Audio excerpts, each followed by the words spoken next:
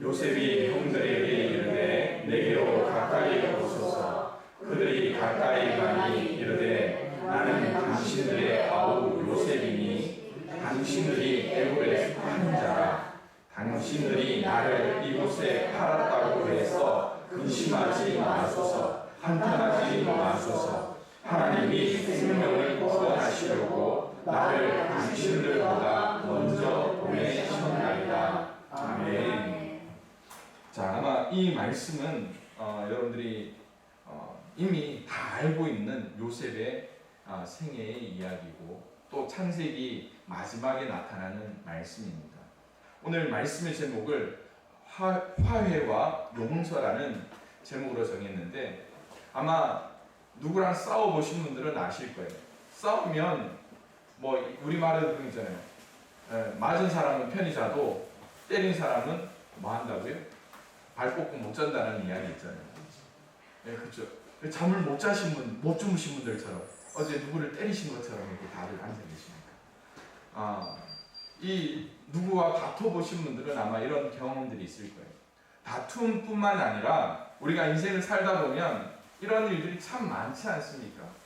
괜히 사소한 것 하나 때문에 다투게 되는 게 우리의 모습입니다.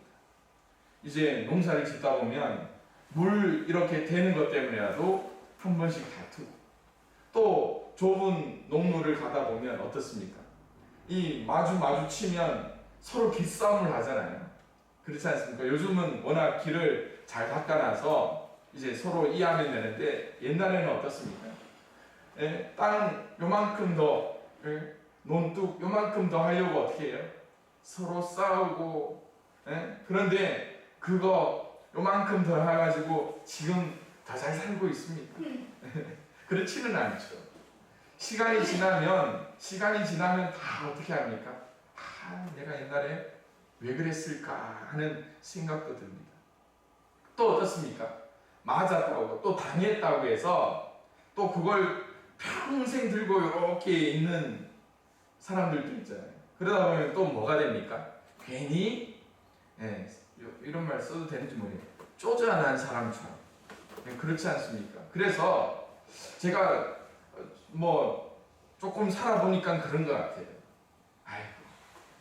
줄 건 주고 못 찾을 건 못 찾는다라는 그 마음이 있으면 좀 져주면 되겠다라는 생각이 많이 들죠. 그런데 여러분들 표정은 절대 지면 안 된다라는 그죠? 지는 게 이기는 거라 생각하는 게 참 좋을 것 같아요. 오늘 이 말씀의 내용이 바로 그런 내용이면서 우리 인간의 삶 속에 하나님이 어떻게 역사하고 있는가 그것을 우리에게 보여주고 있는 말입니다.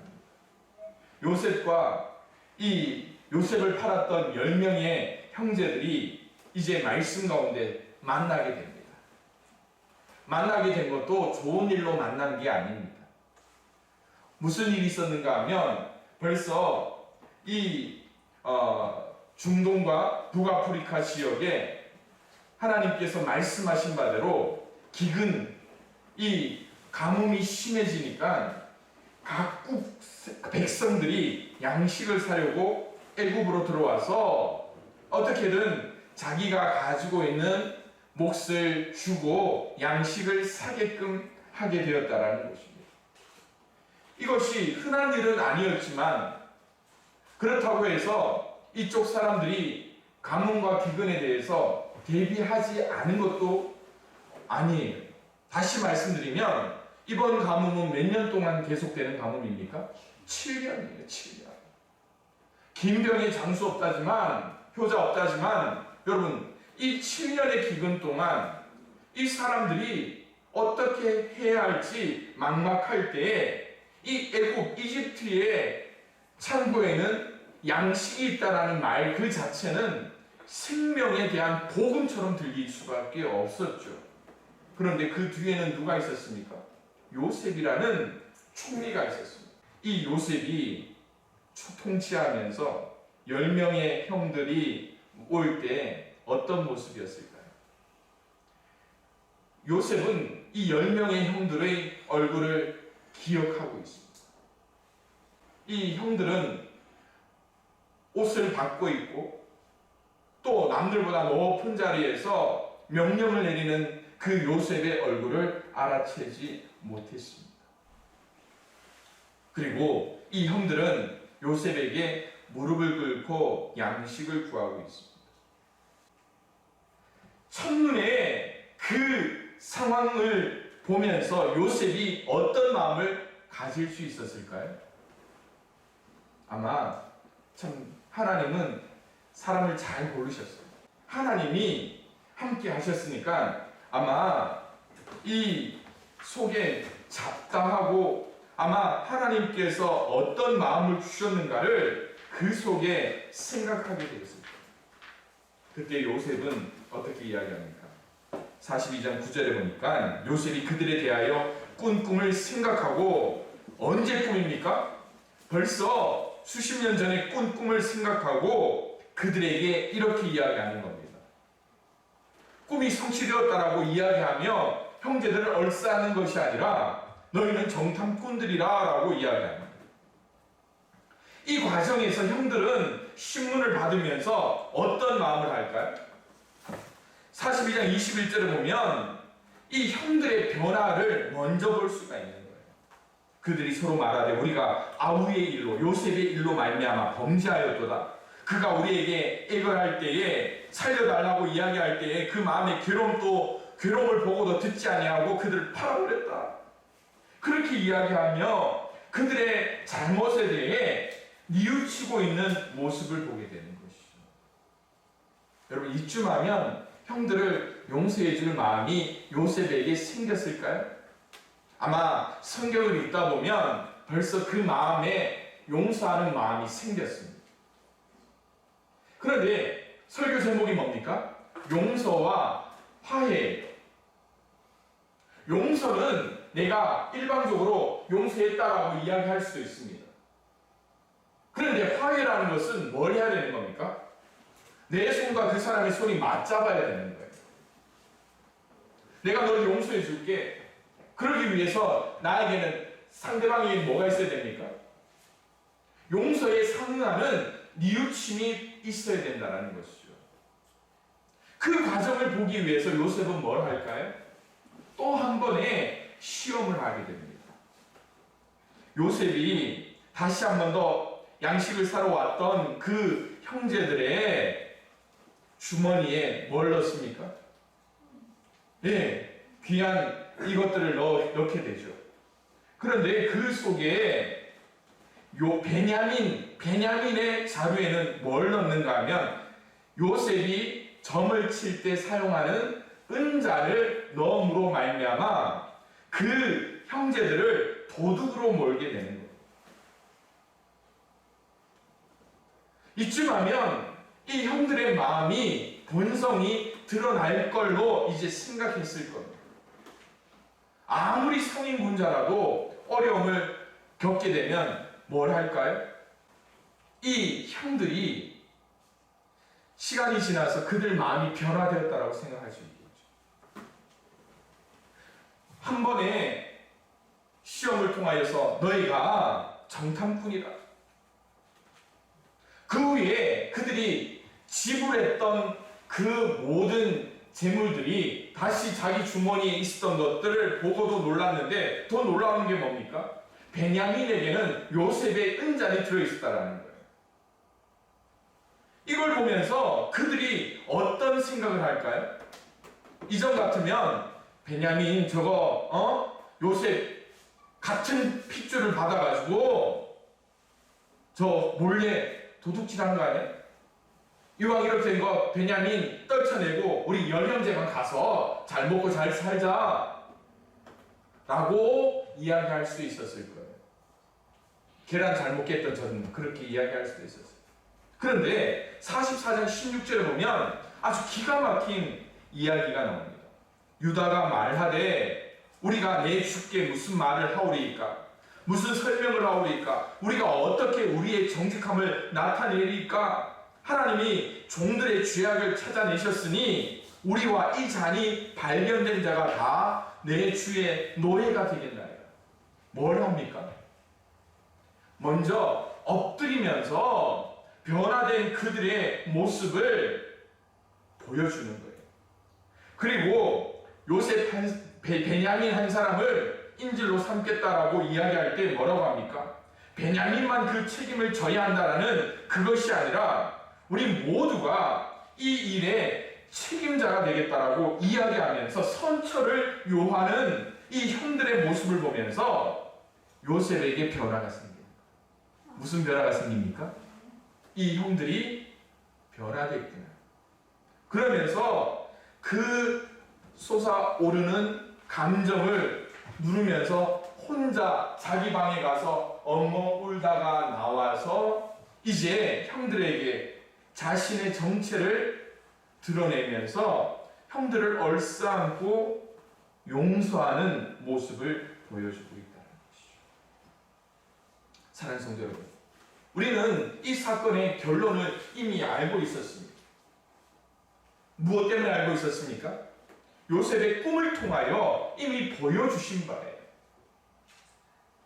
그런데 하나님께서 그 오랜 시간 동안 요셉을 준비시키셨고요.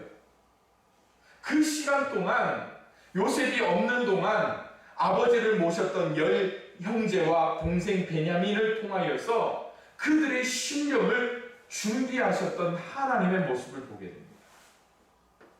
이런 영화 같은 이야기를 통하여서 오늘 우리가 용서와 화해라는 제목을 통하여 성경 전체의 흐름을 볼 때 우리가 깨달아야 할 몇 가지 교훈이 있어서 함께 나눕니다.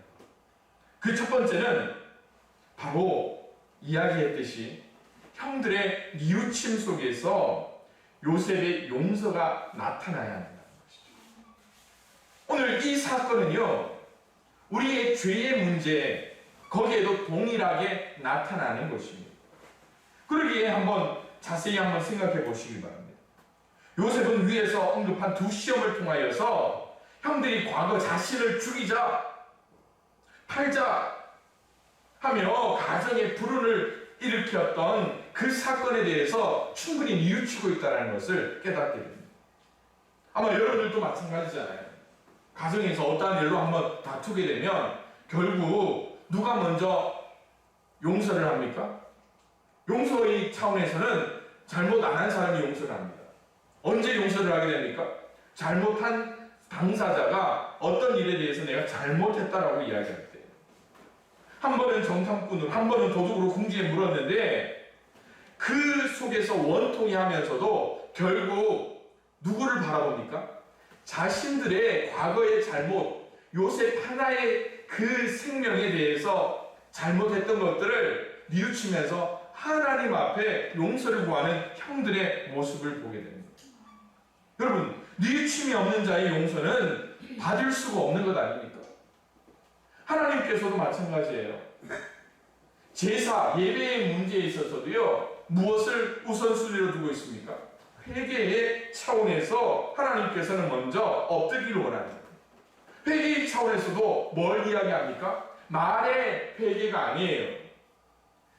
마음의 모든 것들을 뉘우치면서 회개하고 하나님 앞에 엎드리는 그것을 통하여서 하나님 앞에 예배하라고 이야기합니다. 그렇듯 용서에는요, 진정한 뉘우침이 있어야 돼요. 죄를 지은 인간이 스스로 잘못을 인정하고 고백할 때에 참된 용서가 이루어지는 거예요. 그럴 때 인간 대 인간의 용서도 이루어지는 거고요. 또 사회와 사회 안에서의 공동체의 문제에서도 용서가 이루어지는 겁니다.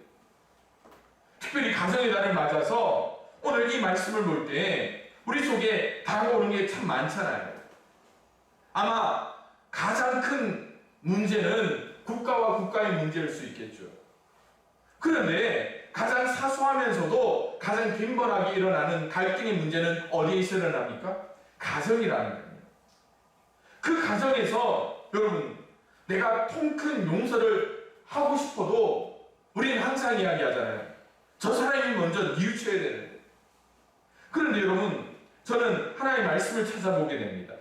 마태복음 16장 19절에 내가 땅에서 무엇이든지 매면 하늘에서도 매일 것이요 내가 땅에서 무엇이든지 풀면 하늘에서 풀리리라 라고 말씀하시는 거예요. 오늘 우리의 마음이 하나님 앞에 나갈 때 어떻게 나아가는가, 그게 중요하죠. 그래서 베드로가 예수님 앞에 묻잖아요. 우리가 얼마나 용서해야 될까? 뭐라고 이야기합니까?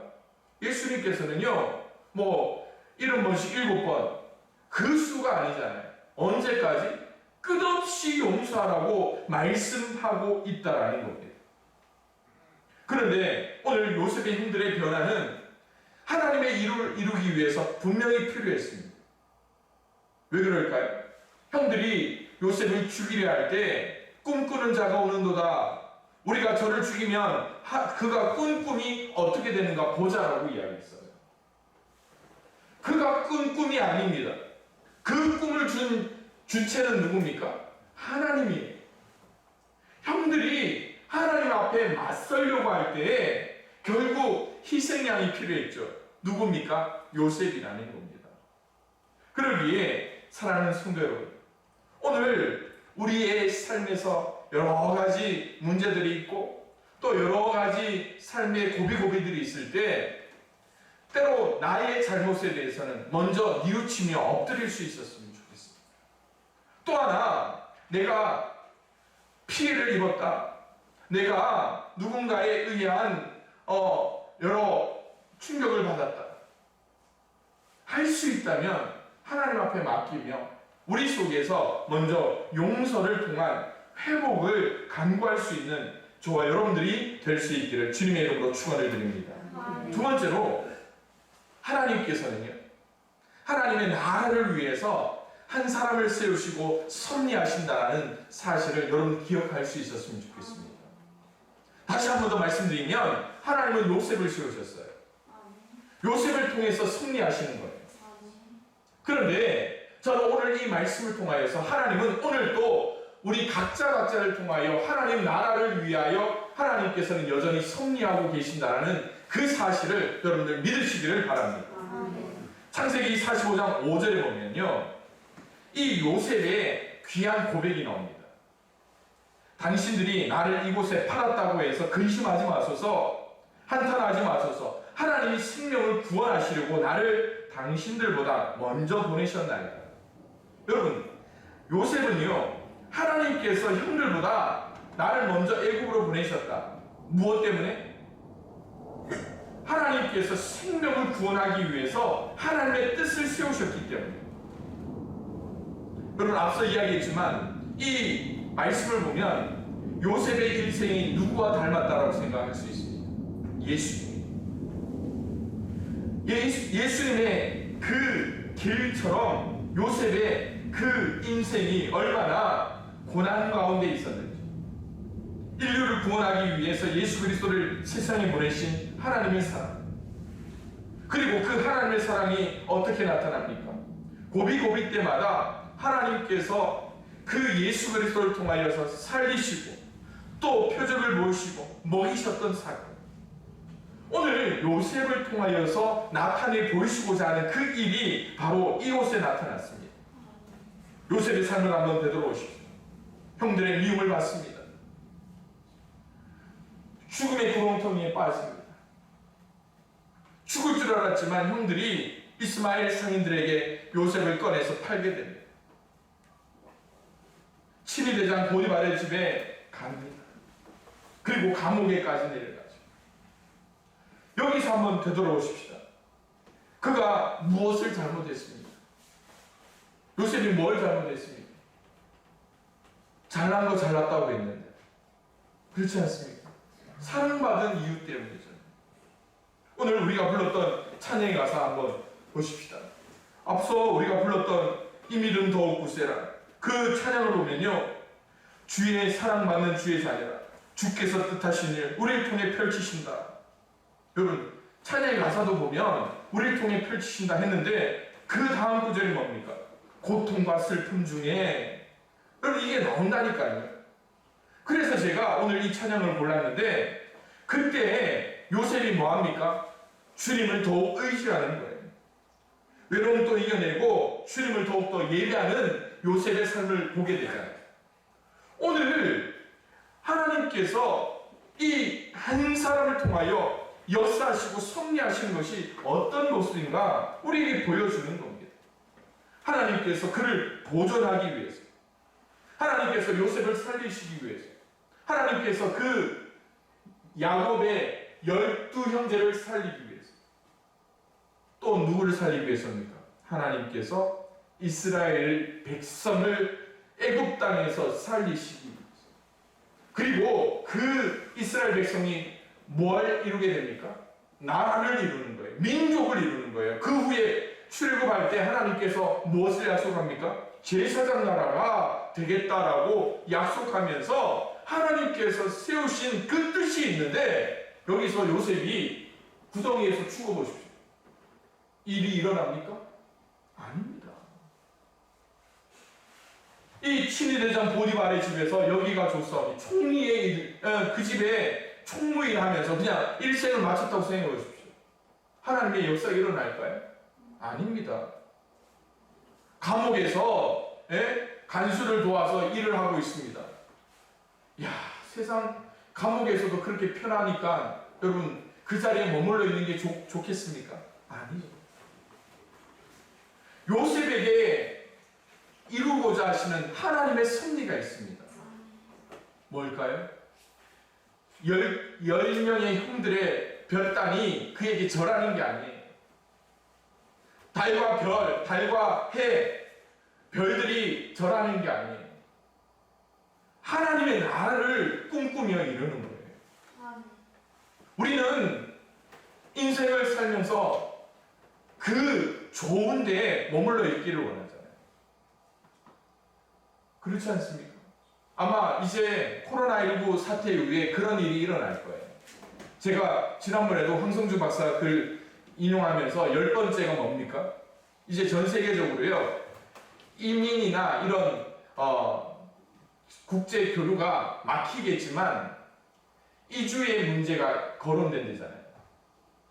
무엇 때문에? 내가 안전하게 살 수 있는 의료 혜택을 받을 수 있는 그런 나라로 그냥 이민하는 추세가 이루어진다. 그런데 여러분, 그런 곳에 가서 정착한다고 이루어질까요? 어쩌면 그거는 우리의 오산일 수 있습니다. 그러나 하나님께서 요셉을 통하여서 보여주시고자 하는 게 뭡니까? 7절에 말씀하고 있는 거예요. 하나님이 큰 구원으로 당신들의 생명을 보존하고 뭐라고요? 나라를 이루기 위해서 당신들의 후손을 세상에 두시려고 나를 당신들보다 먼저 보내셨나이다. 이게 요셉의 관점에서 이야기하는 게 아니에요. 누구의 관점에서 하는 이야기입니까? 하나님의 관점이에요. 하나님의 눈이 요셉 가운데 들어 있었다라는 거예요. 오늘 우리가 이런 것에 우리가 좀 도전을 받아야죠. 우리 인생에 하나님이 간섭하고 섭리할 때 우리는 어떻게 해야 됩니까? 아, 괜히 했나 보다. 우리 또 어떻습니까? 괴로움과 고통이 있을 때 우리는 어떻게 합니까? 아, 나 그렇게, 나 못 견디네. 모든 걸 포기하고 싶고 모든 것을 던져버리고 싶을 때가 많잖아요. 그럴 때 여러분, 내 속에 그냥 실오라기 같은 짐 하나만 내려놔 보십시오. 어떻습니까? 야, 이제 좀 살만. 그러면서 어떻게 해요? 처음에는 하나님 앞에 울며 기도하면서 하나님 구해달라, 구해달라. 실오라기 같은 짐 하나만 딱 벗어주면 어떻게 합니까? 네? 그냥 다 포기해버려요. 다 포기해버려요. 거창한 것들을 꿈꾸면서 뭔가를 하려고 하는데 거기서 딱 벗겨보십시오. 실망하는 게 하나님이 더 실망할까요? 내가 더 실망할까요? 하나님은 그대로예요. 그런데 우리가 그냥 지푸레 꺾여가지고 실망해버리는 건 아닙니다. 그래서 요셉의 고백이 8절에도 이어지잖아요. 그런즉 나를 이리로 보낸 이는 당신들이 아니에요. 하나님이시다. 하나님이 나를 바로에게 아버지로 삼으시고 그 온 집의 주로 삼으시며 애국 온 땅의 통치자로 삼으셨나이다. 사랑하는 성도 여러분, 하나님은 요셉에게 이렇게 역사하셨어요. 그런데 요셉에게만 역사하시는 하나님이 아니라는 거예요. 오늘 우리에게도 그런 은혜와 섭리를 통하여서 손을 내밀고 계시다는 것이죠. 로마서 8장, 우리가 너무나 잘 아는 말씀이죠. 28절, 우리가 알거니와 하나님을 사랑하는 자 곧 그 뜻대로 부르심을 입은 자들에게는 뭐라고요? 다 함께 읽어볼까요? 모든 것이 합력하여 선을 이루느니라. 이것이 하나님의 방법이라는 것입니다. 그래서 흑암 속에서도 큰 빛을 바라볼 수 있으며, 또한 고난 속에서도 생명의 하나님, 그 하나님의 손을 붙잡을 수 있는 저와 여러분들이 될 수 있기를 주님의 이름으로 축원을 드립니다. 마지막으로 여러분, 저는 이 요셉의 이야기를 통하여서 저는 한 가지를 더 배우게 되었습니다. 하나님은 고난 속에서 우리를 성숙해 하신다는 것입니다.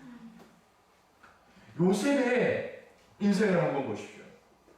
요셉이 된 것은요, 꿈이 그를 주인공으로 만든 것이 아닙니다.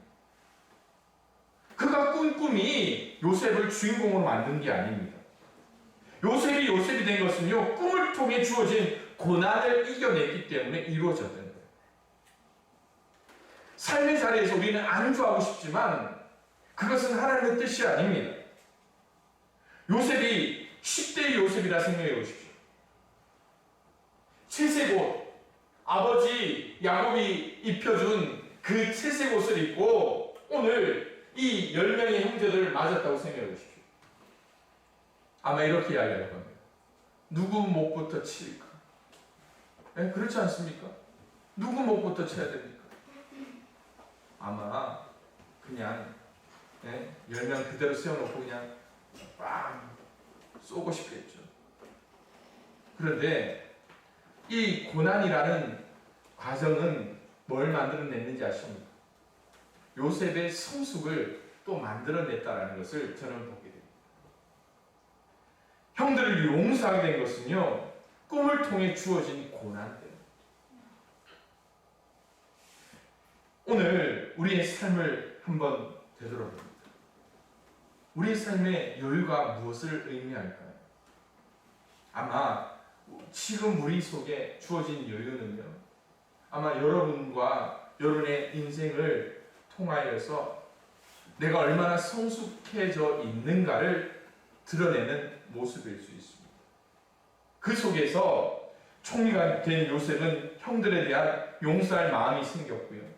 또 그 마음 속에 누구보다도 성숙한 요셉의 모습을 통하여서 애굽을 치리하는, 그리고 하나님 나라의 초석을 놓고 쓰임받는 요셉의 모습을 보게 됩니다. 요셉은 더 이상 복수에 관심이 없습니다. 형들을 용서하고 온 가족을 애굽에 초청하게 되는 것이죠. 이런 모습을 통하여서 여러분들은 앞서 제가 질문 드렸던 것처럼 어떻게 여러분들의 인생의 고난을 해결하고 있고 다툼을 해결하는지 여쭤봅니다. 고난이라는 것은요, 이런 이야기가 있습니다. 사람에게서 미움, 질투, 시기, 분노, 이런 독소를 제거한다는 것이죠. 욥기의 말씀 여러분들이 잘 알고 있죠. 내가 가는 길을 그가 아시나니 그가 나를 단련하신 후에는 내가 순금같이 정금같이 되어 나오리라 라고 말씀하고 있는 것입니다. 언젠가 우리가 하나님 앞에 서게 되는 날이 있다면 저와 여러분들은 어떤 모습일까요? 10대의 요셉의 모습으로 복수에 가득한 혈기를 내 보이는 사람도 있겠죠. 그러나 하나님 나라에 합당한 자는 그 10대의 요셉이 아니라 이미 모든 것을 용서할 준비를 가지고 있는 요셉이라는 것입니다. 오늘 우리 삶에서 10명의 형들의 모습도 마찬가지라고 생각합니다. 한 사람에 대한 미움 때문에 그 혈육마저도 죽이려고 했던 그 어린 형들의 모습. 그러나 시간이 지나면서 그들은 누구를 배우게 됩니까? 하나님을 알게 됩니다. 하나님을 두려워할 줄 아는 형들이 되며, 그리고 그들의 인생 가운데 요셉이라는 그 동생을 죽이려 했던 그들의 잘못을 뉘우치면서 철저하게 그들은 족장의 모습을 통하여서 각자의 역할을 감당할 수 있게 됩니다. 결국 여러분, 이 화해의 결과가 뭡니까? 이스라엘 자손들이 국가를 이룰 수 있는 기초를 놓게 됩니다. 팔레스타인의 집에 머물고 있던 야곱은 죽은 줄로 알았던 아들이 살아있다는 소식을 듣고 한 걸음에 애굽으로 나아가며 하나님께서 이 자신에게 주었던 이름을 다시금 떠올리게 하잖아요. 무엇입니까? 이스라엘입니다.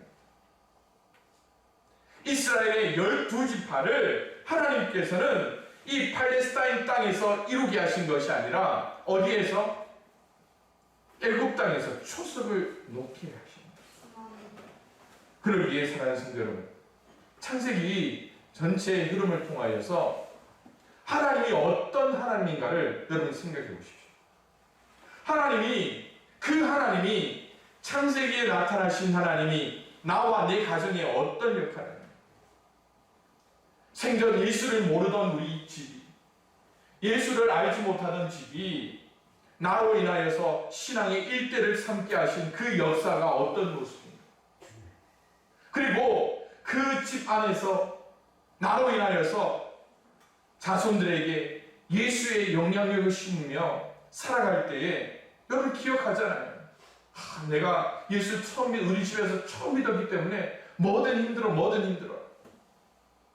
그러면서도 묵묵히 하나님을 바라보고 나갈 때 하나님께서 뭐 합니까?